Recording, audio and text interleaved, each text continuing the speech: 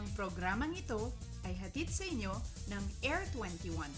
Sagot ko, padala mo!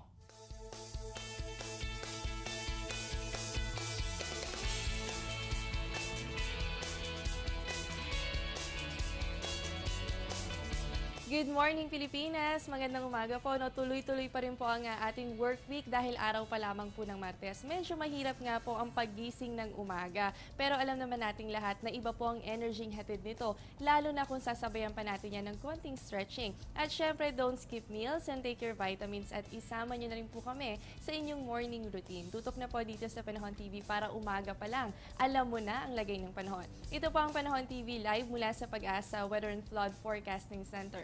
Kung kayo po ay online, sabay din kaming napapanood via live streaming sa www.ppv.ph. At ngayong Tuesday morning, ako po ang inyong makakasama, ang inyong weather body, Jessie Basco. Mga kababayan, ipinagdiriwang po tuwing ika-9 ng Setyembre ang Osmeña Day. Yan po ay para bigyang dangal ang Governor ng Cebu na siya ring ika-4 na presidente ng Pilipinas, si Mr. Sergio Osmeña Sr. Kaya para sa mga taga-Cebu, special non-working holiday ang araw ng Martes para sa inyo. Ayon po yan sa Republic Act 6953. At bago natin simulan ang ulat panahon, silipin muna natin ang ilang astronomical data mula sa Pag-asa. Simulan po natin yan sa ating sunrise and sunset. Ang sunrise po natin 5:44 ng umaga habang ang sunset naman po natin 6:02 ng gabi.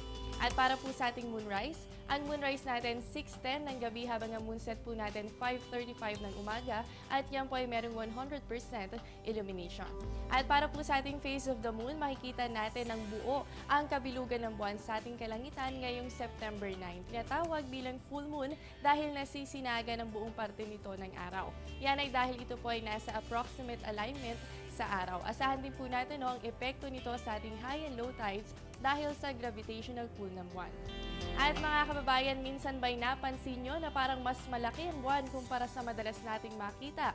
Mas nakilala po ito bilang supermoon. Nagiging mas maliwanag at malaki ang isang supermoon kapag nataon po ito sa full moon at nasa pinakamalapit itong distansya mula sa Earth o yan yung perigee kung tawagin.